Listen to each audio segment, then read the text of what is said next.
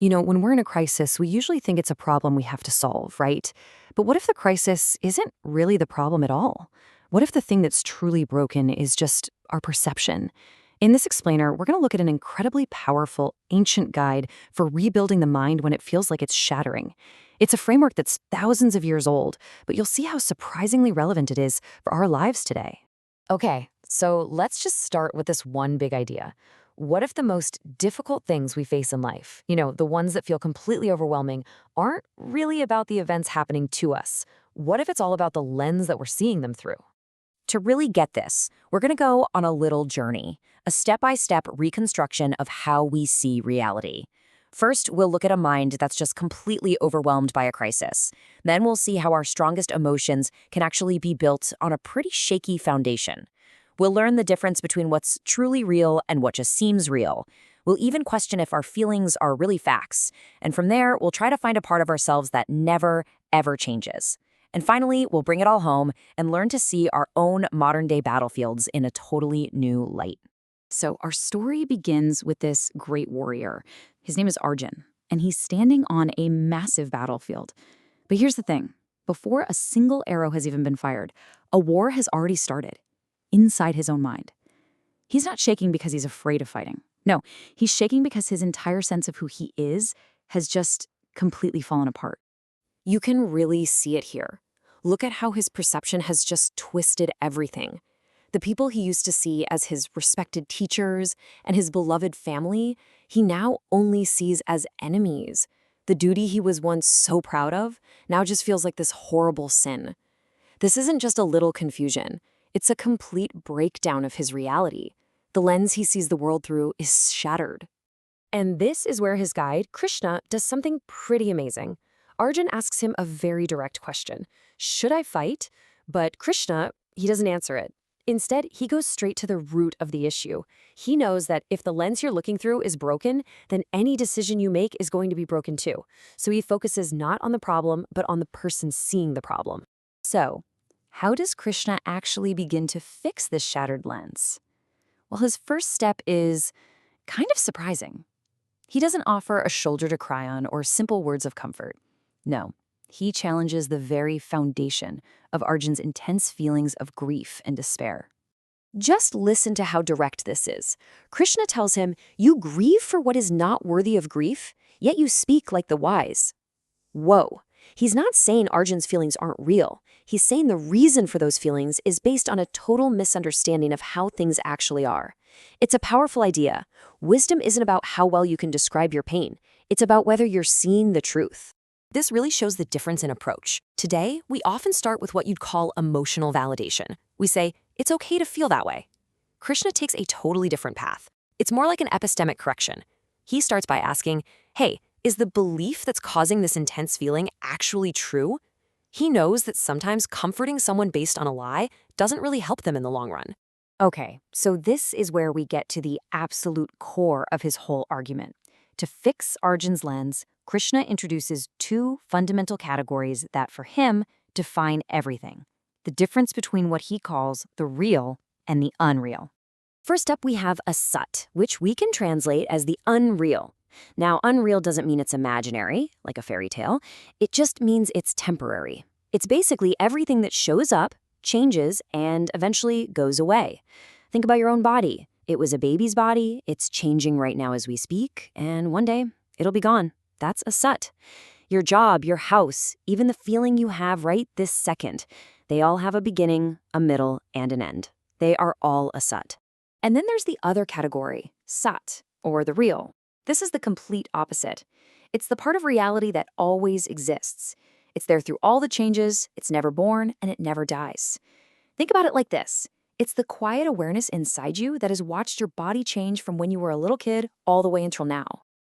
Krishna says this unchanging, permanent thing, that is your true self. This simple table shows us exactly where Arjun went wrong. This is the source of all his pain. You see, he thinks the body, which is temporary and always changing, is the real, permanent thing. And he sees the self, the true, eternal I, as something fragile that can be destroyed, as something unreal. His entire crisis comes from just mixing up these two basic categories. So, If our bodies and all our stuff are unreal in the sense that they are temporary, then what about our feelings? Our joy, our sadness, our pain? Surely those are real, right? Well, this is where Krishna goes even deeper. He challenges the authority of our most direct experiences, our own feelings. He says that things like heat and cold, pleasure and pain, they're just temporary events. They happen when our senses touch the outside world. And just like they come, they go. Arjuna feels like his sorrow is this permanent, unbearable truth. But Krishna reframes it as just a passing weather pattern moving through his mind. It's here now, but it won't be here forever. And this is a really, really important point. The goal isn't to become a robot or to stuff your feelings down, not at all. The instruction is to develop tolerance. It's about building the inner stability to just endure these ups and downs without letting them throw you all over the place. When you learn to just watch them come and go, you stop being a slave to them. Okay, so we've seen how Krishna recategorizes reality and how he challenges our feelings. Now we're ready for the big breakthrough moment. He's about to offer a way to find an identity that exists beyond the constantly changing body and mind. And he doesn't ask for some kind of blind faith. He just asks Arjuna to look at his own life. Your childhood body? It's completely gone. Your body right now? It's changing every single day. And an old age body is coming. And yet, through all of those complete physical changes, there's been a continuous sense of I. You've always been you. That constant awareness, Krishna suggests, that's your clue. That's the unchanging self. To make this idea really simple and easy to grasp, Krishna gives this powerful little analogy. He says the self is like a person, and the body, it's just like a set of clothes. Just like you take off old, worn-out clothes and put on new ones, the self calmly discards old bodies and takes on new ones. And just like that, death isn't this terrifying final end. It's just a change of clothes. Notice how Krishna talks to Arjuna here. He uses the language of a warrior. He goes down a list of all the ways a body can be destroyed. And one by one, he says the self is immune. Weapons can't cut it, fire can't burn it, water can't make it wet, and wind can't dry it out. He is systematically taking away every possible fear Arjuna has about his true identity being harmed. And he wraps up this part of the argument with this really profound idea. He says the self is unthinkable. Now, why would he say that? Well, because the self is the one doing the thinking. It's the subject, not an object. Your mind can't fully wrap itself around the thing that is using the mind. And so he concludes, if your true identity is permanent, unchanging, and can't be harmed, then the whole reason for your grief just disappears.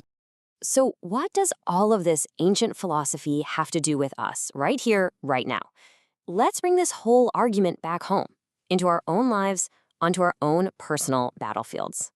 What we've just walked through is a whole system. It's a process. Krishna didn't just give Arjuna some nice advice. He basically performed a kind of cognitive restructuring. He challenged flawed thinking, he separated identity from the temporary body, he showed that feelings aren't always facts, he defined what's real and what isn't, he removed the ultimate fear, the fear of death, and by doing all that, he restored the clarity Arjuna needed to act wisely. You know, today's Arjuna isn't usually on a literal battlefield, but when we lose a job we love, go through a painful breakup, experience a major failure, or face our own mortality, we often have the exact same thought: I am finished. We identify so completely with our job or our relationship or our body that when it's threatened, it feels like our entire world is ending. Krishna's answer is just as true now as it was then. The suffering doesn't come from the event itself. It comes from mistakenly identifying ourselves with something that was always going to change. He doesn't take the war away. He takes away the illusion that makes the war feel unbearable. And that changes everything. So I'll leave you with this to think about. Are you in a crisis because of your problems, or is it because of the way you see them?